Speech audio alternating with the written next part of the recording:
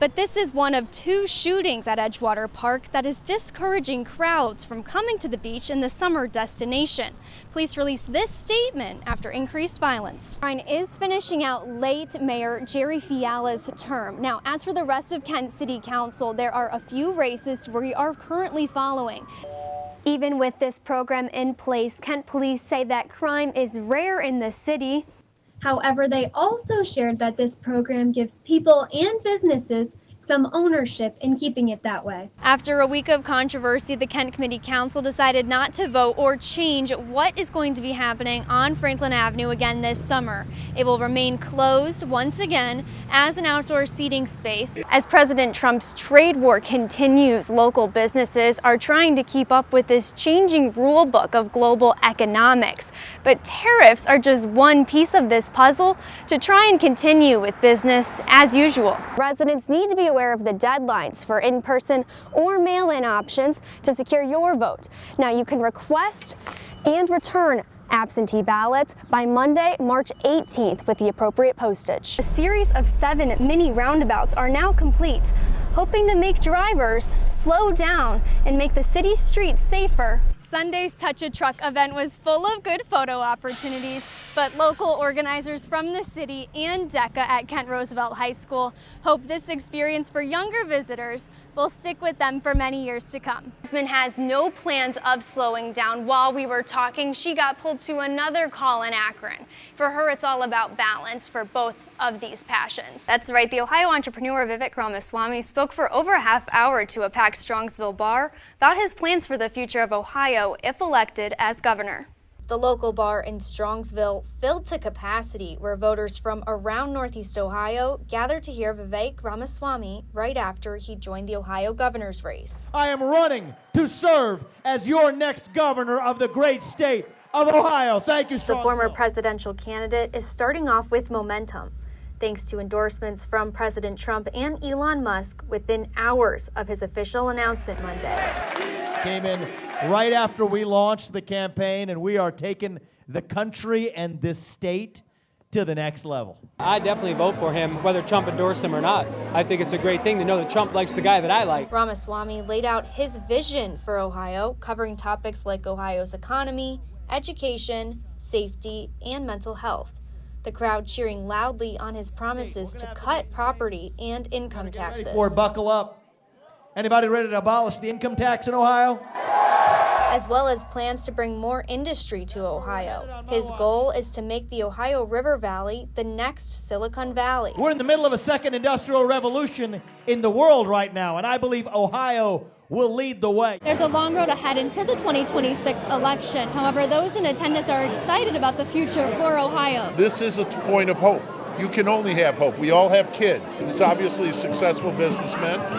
Hopefully this translates to operating a state. A prominent reason for the enthusiasm, people seem to like who Ramaswamy is. The new blood needs to come in.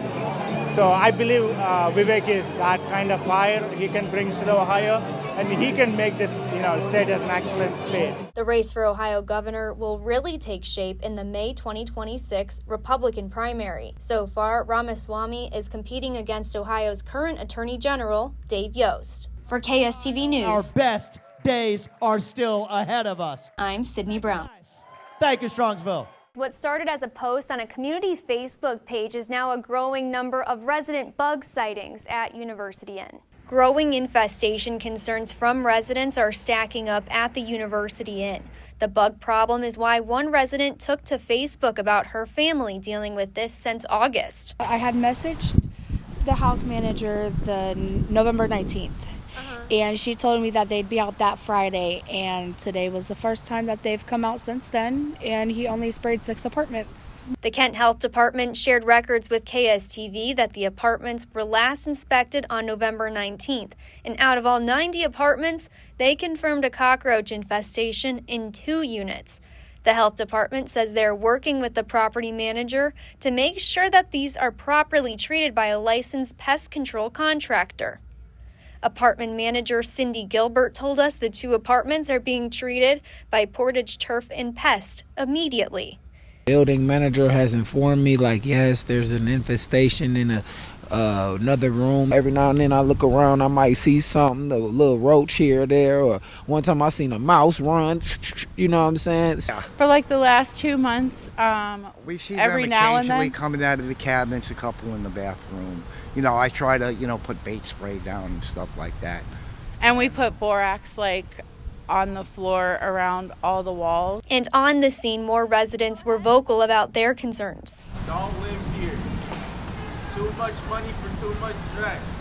Not worth it. Newer tenants are noticing the roaches throughout the building and hearing a spread of bed bugs. In the last 2 months since I've been here, I've seen bed bugs and roaches in my apartment. The Kent Health Department has received no filed complaints from tenants. They say once a complaint is received, the city takes immediate action to make sure the property manager makes proper repairs in compliance with the housing codes. I don't know how long I'll be here because bed bugs is something hard to fight. University and residents are clearly frustrated and wanting answers from management, but many say that they're now looking for alternative options for housing. And a lot of people have said they've been dealing with bugs since 2019. And if I would have known that, I would have never moved in here. Reporting in Kent for Kent Stater TV, I'm Sydney Brown. Franklin Avenue for the past 5 years is closed off and open for pedestrians in the summer. But local businesses found out this week that the street may not be closing. According to the city, Main Street Kent presented a dozen complaints of businesses who reported their sales dropped off this time of year. Coincidentally, 25 to 30,000 students, faculty, and staff at Kent State go home that same weekend because it's graduation weekend.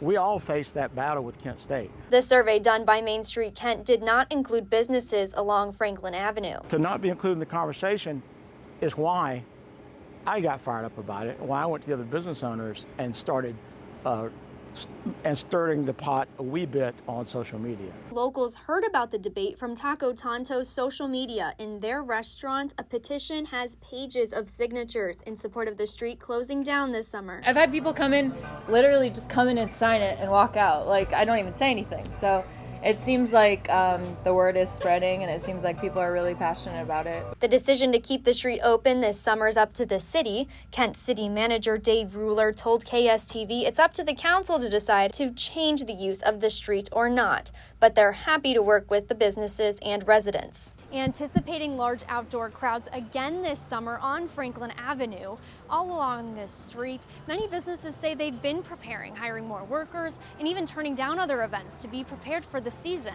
But this could all look very different after next week's committee council meeting. I think everybody's got to understand we're not all competing. We're just all here to draw people in and have an atmosphere that's really conducive to the city and community and everything. For Kent Stater TV, I'm Sydney Brown. The ambulance crashed and flipped in Garfield Heights yesterday, and today we're learning a Cleveland man allegedly stole the vehicle, according to police.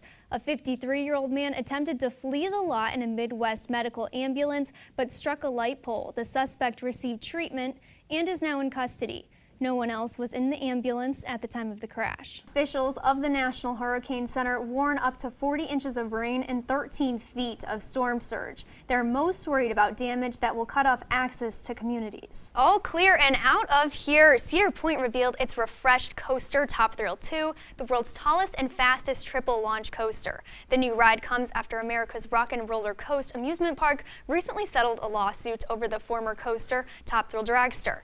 He started volunteering here during the pandemic with his wife, Lorna. Married 57 years, Lorna rates him a 9, but his team at Second Harvest calls him a 10.